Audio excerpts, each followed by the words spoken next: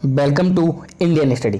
तारीख है आज 23 अप्रैल और हम कवर करेंगे 23 अप्रैल के सभी इंपॉर्टेंट करंट अफेयर्स के क्वेश्चन। चलिए स्टार्ट करते हैं। विश्व पृथ्वी दिवस कब मनाया गया? तो इसका बिल्कुल सही आंसर हो जाएगा ऑप्शन ए, यानी कि 22 अप्रैल इसका बिल्कुल सही आंसर हो जाएगा। जैसा कि आप लोग जानते हैं, रिसेंटली कल भी काफ़ी लोगों ने स्टेटस भी डाला होगा व्हाट्सएप पर, कमेंट्स भी किया होगा। तो जो वर्ल्ड अर्थ डे है यानी कि विश्व पृथ्वी दिवस, वो कब मनाया गया है? हमारा 22 अप्रैल को मनाया गया है। इंपॉर्टेंट यहाँ पर इसकी थीम हो जाती है, जो कि क्या है आप लोग के लिए? तो क्लाइमेट एक्शन, ये इसकी थीम रही है। क्यों मनाया जाता है विश्व पृथ्वी दिवस? तो जो हमारे पर्यावरण सुरक्षा है उनके उपाय को दर्शाने के लिए विश्व पृथ्वी दिवस मनाया जाता है। चलते हैं विश्व पृथ्वी दिवस की थीम पर, जैसे कि आप लोग को याद रहे। अब चलते हैं हमारे नेक्स्ट क्वेश्चन की ओर। हाल ही में किसने ई कोल्बी पुरस्कार जीता है? देखिए, इंपॉर्टेंट क्वेश्चन है, आपको इसका सही आंसर बताना है। तो ऑप्शन सी यानी कि एडम हिगिनबॉटम इसका बिल्कुल सही आंसर हो जाएगा। इन्होंने इनकी पुस्तक है जिसका नाम है मिडनाइट इन चेरनोबिल। क्या नाम है? मिडनाइट इन चेरनोबिल।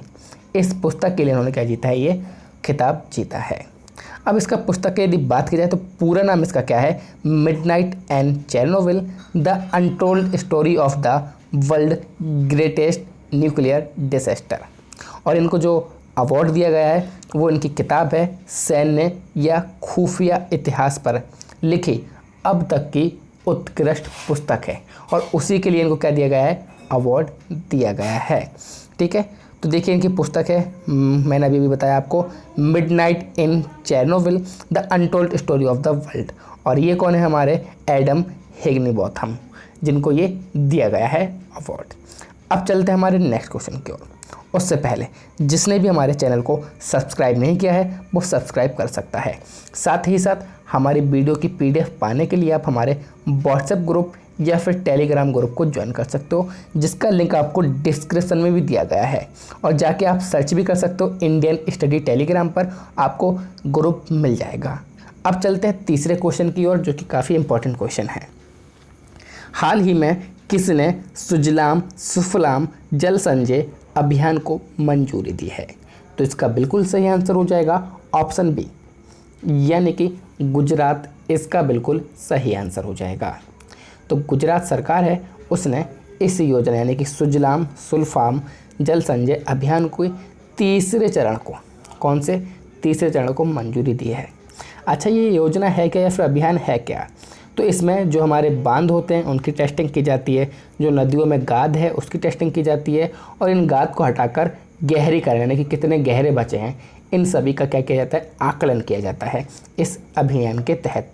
अब यदि बात की जाए गुजरात की, तो गुजरात की राजधानी गांधीनगर, मुख्यमंत्री विजय रूपाणी, आचार्य देवव्रत वहाँ के राज्यपाल, विक्रमनाथ वहाँ के मुख्य न्यायाधीश। राज्यसभा की सीटें 11 हैं, लोकसभा की सीटें 26 हैं। और ये रहा गुजरात हमारे भारत के नक्शे में। गुजरात की बात की जाए तो गुजरात में आप लोग को ये बात याद रखना है कि कच्छ की खाड़ी गुजरात में है। ठीक है, गुजरात की जो पुलिस है वो 7वीं पुलिस बन गई है। अच्छा, अब किस लिए बन गई है 7वीं पुलिस? तो आपको पता होना चाहिए, प्रेसिडेंट कलर्स, कौन सा? President colour award, president colour पाने वाली ये 7वीं राज्य पुलिस बन गई। कौन सी? गुजरात की पुलिस बन गई है। अब गुजरात में कुछ इम्पोर्टेंट क्या है, हमारे पार्क है, नेशनल पार्क, वो भी आपको याद रखना है। गुजरात में नदियाँ बहती हैं, वो भी आपको याद रखना है, जैसे कि ताप्ती नदी भी बहती है गुजरात में। ठीक है, गुजरात के सूरत शहर में बहती है, तो ये भी आपको याद रखना है। तो इसी प्रकार से हमसे क्या पूछा जाता है? क्वेश्चन पूछा जाता है कि ये वन्य जीव अभ्यारण्य कहाँ पर है, ये पार्क कहाँ पर है। तो इसी के लिए मैं आप लोगों के लिए एक मेन सीरीज़ लेकर आने वाला हूँ। जैसा कि आपके 8 बजे क्लास होती थी लाइव क्लास, उसी प्रकार से आप लोगों के लिए एक क्लास लेकर आने वाला हूँ, जिसमें आपको सभी स्टेट की नॉलेज दी जाएगी, और उनसे जो इम्पोर्टेंट क्वेश्चन, जैसे कि वहाँ का नृत्य मशहूर कौन सा नृत्य है, वहाँ पर पार्क कौन कौन से हैं, एयरपोर्ट कौन कौन से हैं, पोर्ट कौन कौन सा है, ये सभी नॉलेज आपको दी जाएगी, बशर्ते आपको भी मेहनत करनी पड़ी होगी। आपको मैं विश्वास दिलाता हूँ, आपको जितने भी दिन में ये सीरीज़ ख़त्म होगी और जब आप सीरीज़ पढ़ के निपटोगे ना, तो एक कॉन्फिडेंस महसूस करोगे कि हाँ, अब मुझे भारत के बारे में बहुत कुछ मालूम है। बस बशर्ते आपको भी जिस प्रकार से मैं चलूँगा उस प्रकार से आपको भी चलना पड़ेगा।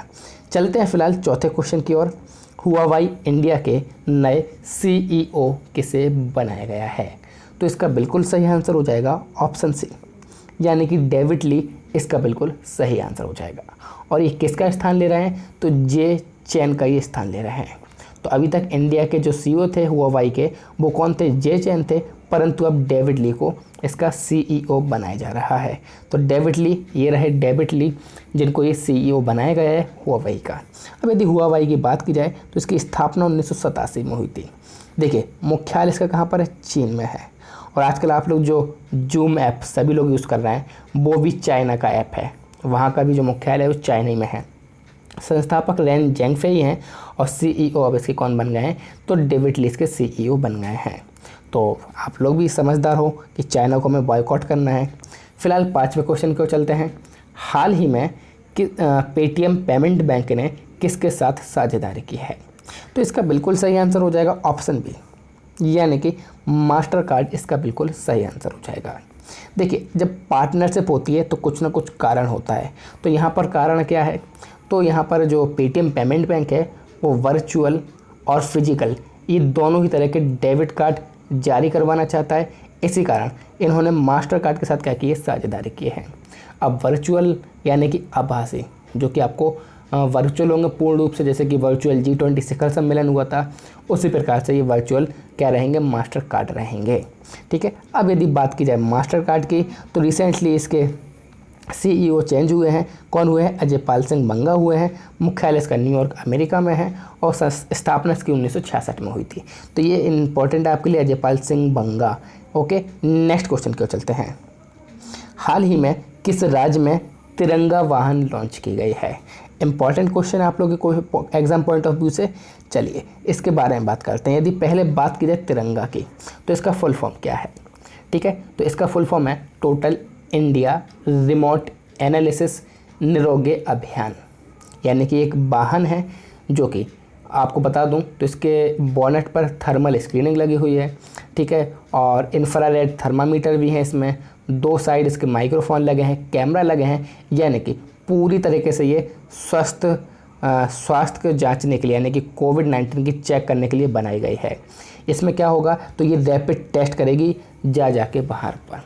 अब यदि बात की जाए कहाँ पर लॉन्च की गई, तो केरल में लॉन्च की गई है। और केरल के किस राज्य में की गई है या किस ज़िले में की गई, सॉरी, तो केरल के पत्तनमथिट्टा ज़िले में सबसे पहले ये लॉन्च की गई है। कहाँ पर?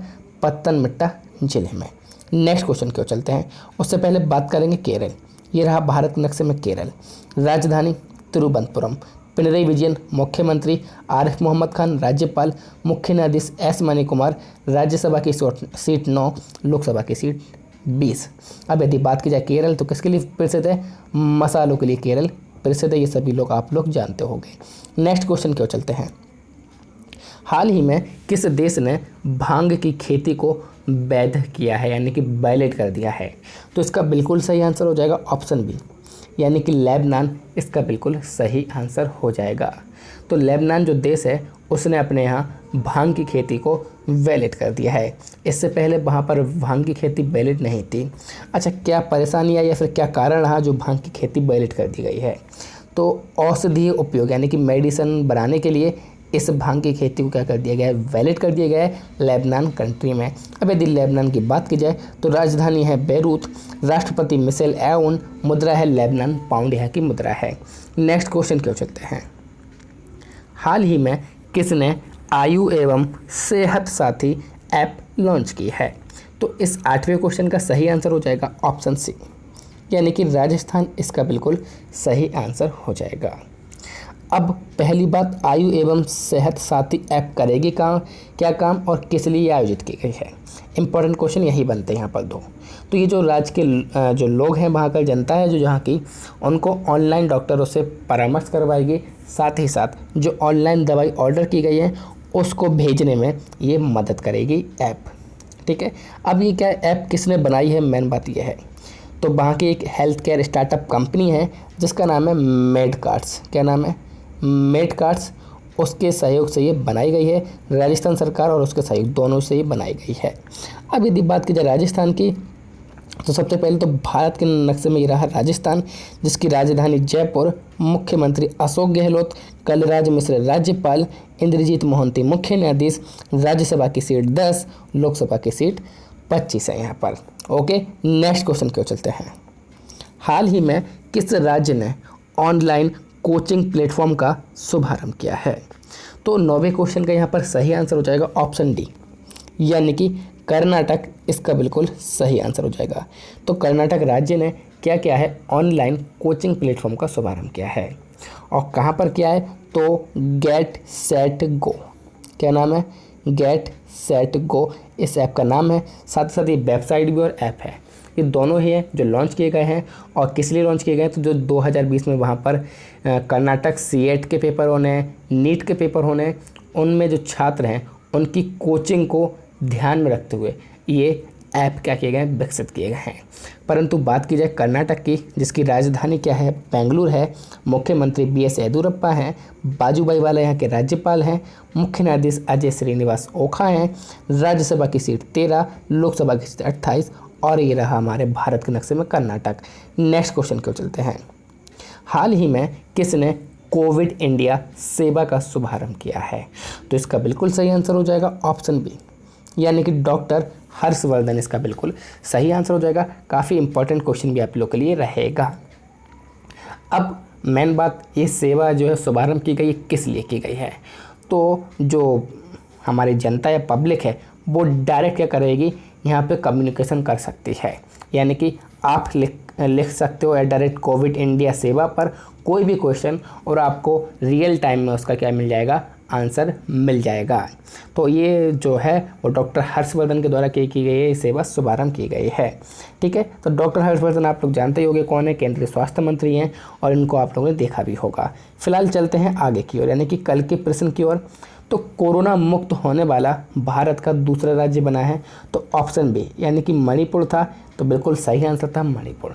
और यदि पहले की बात की जाए तो पहला कौन था, तो गोवा पहला राज्य था। चलते हैं आज के प्रश्न की ओर। किसने हाई स्पीड मैग्नेटिक रैम विकसित की है। तो इसका सही आंसर आपको कमेंट बॉक्स में बताना है। साथ ही साथ ये PDF आप लोग को नहीं मिल पाई होगी, तो मैं आज इसकी PDF, ये वाली PDF, और जो कल मैं वीडियो नहीं ले पाया था उसकी PDF आप लोग को मैं प्रोवाइड करा दूंगा ग्रुप में, चाहे टेलीग्राम हो चाहे हमारा व्हाट्सएप ग्रुप हो। और जो भी अभी तक ज्वाइन हुआ प्लीज़ ज्वाइन हो जाइए। वीडियो अच्छा लगा है तो शेयर करिए, सब्सक्राइब करिए इंडियन स्टडी के हिंदी यूट्यूब चैनल को। Thank you all of you. जय हिंद, जय भारत।